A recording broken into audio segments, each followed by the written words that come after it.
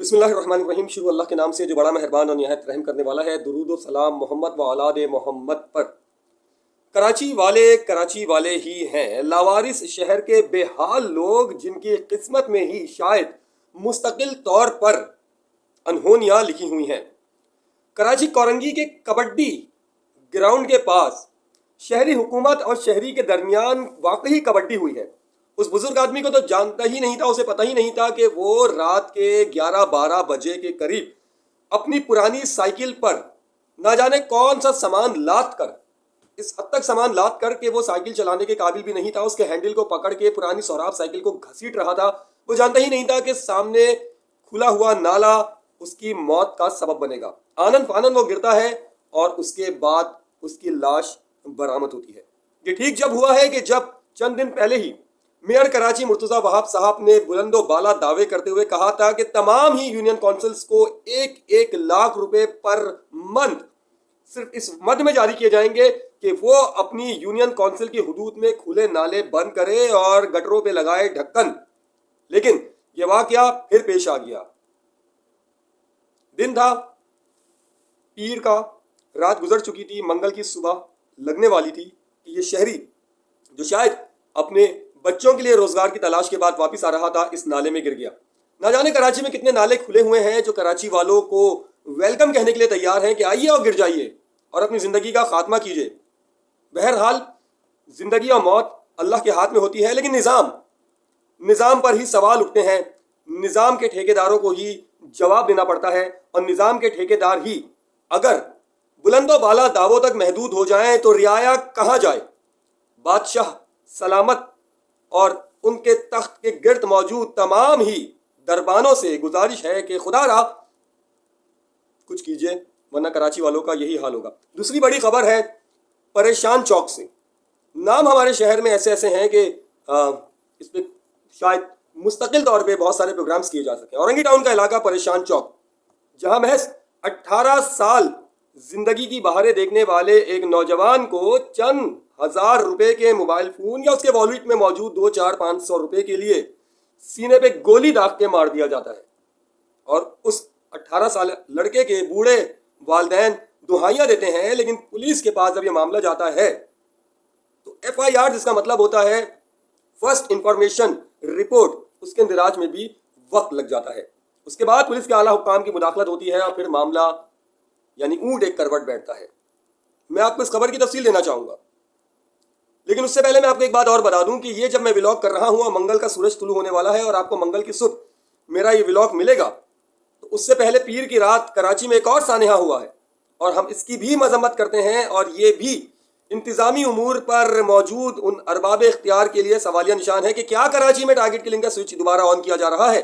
کیونکہ نیو کراچی، یا جس کو آپ نارتھ کراچی کہہ لیں، وہاں بلال کالونی کے نزدیک Karachi water and sewerage board کے ایک 40 سالہ ملازم کو، جس کے 4 یا 5 بچے تھے، اسے گولی مار کے قتل کر دیا جاتا ہے. اور اسے گولی مار کے قتل کرنے کی وجہ تو فوری طور پہ سامنے نہیں آتی، البتہ SSP سینٹرل سول اسپتال پہنچتے ہیں اور اس کے لواحقین کو یقین دہانی کروا دیتے ہیں کہ اس کے قاتلوں کو جلد گرفتار کیا جائے گا. اور ابتدا اس معاملے کی جب گولی لگ گئی اس شخص کو، تو وہاں اسپاٹ پہ پہنچنے والے پولیس اہلکاروں نے مقامی صحافیوں کو یہ تاثر ہی دیا کہ یہ ایک ٹارگٹ کلنگ کا شاخسانہ ہے، کیونکہ اس شخص کا تعلق صرف اور صرف Karachi water and sewerage board سے نہیں تھا، بلکہ کہا جا رہا ہے کہ یہ MQM پاکستان کا کارکن تھا اور UC8 نارتھ کراچی کا کوئی علاقائی ذمہ دار بھی تھا. بہرحال کراچی میں ٹارگٹ کلنگ کا سوئچ اگر آن ہوا ہے تو خدا نخواستہ اس حوالے سے مزید المناک صورتحال سے پہلے ہمارے قانون نافذ کرنے والے اداروں کو پھر حرکت میں آنا پڑے گا اور اس قسم کی کاروائیاں روکنی ہوں گی.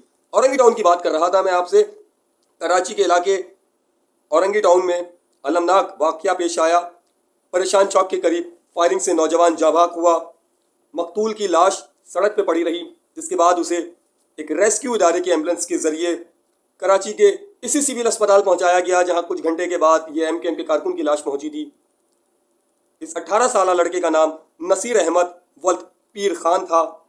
SHO مومن آباد جناب معراج انور صاحب نے اس واقعے کی کچھ تفصیل جب صحافیوں کو بتانے کی کوشش کی تو انہوں نے یہ فوری طور پہ کہا کہ ان کی بہترین ترین ابتدائی انویسٹیگیشن کے مطابق موٹر سائیکل پہ سوار ملزمان نے تہاڑ ٹاؤن تھانے کی حدود عابد آباد چنکی اسٹاپ کے قریب کسی شہری سے لوٹ مار کے بعد فرار ہونے کی کوشش کی تھی، جس پر واردات ہوئی۔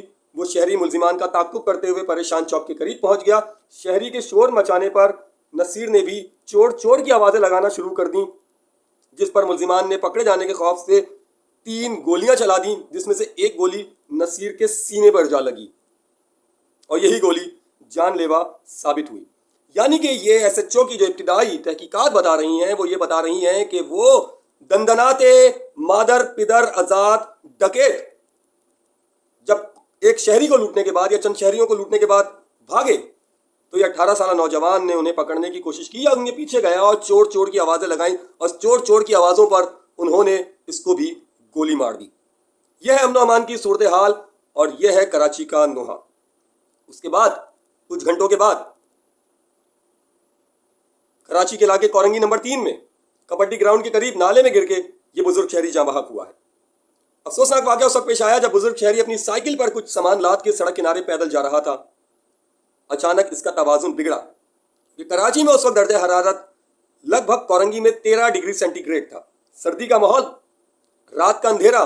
فوٹیجز میں آپ کو نظر آ رہا ہے کہ میٹروپولیٹن سٹی اور کراچی جو دنیا کا 7واں بڑا شہر ہے، وہاں کس قدر روشنی تھی اس اسٹریٹ پر، اور بزرگ کو کس حد تک 60-62 سالہ شخص کو کس حد تک دکھائی دے رہا تھا کہ وہ سکون سے اپنی سائیکل چلاتا ہوا اپنا راستہ عبور کر رہا تھا۔ پتہ نہیں اچانک یہ گڑھا کہاں سے بیچ میں آ گیا جس میں یہ گر گیا۔ شہر کی قسمت پر انا للہ و انا الیہ راجعون کے علاوہ کیا بولا جائے، بلکہ 62 سال میں نے غلط بولا، شہری کی عمر تھی 70 سال۔ نام بھی میں آپ کو بتا دیتا ہوں، اس شخص کا نام کالے خان بتایا گیا ہے، جو یقیناً کراچی میں محنت مزدوری کے لیے ہی موجود تھا۔ اپنا بہت زیادہ خیال رکھیے گا۔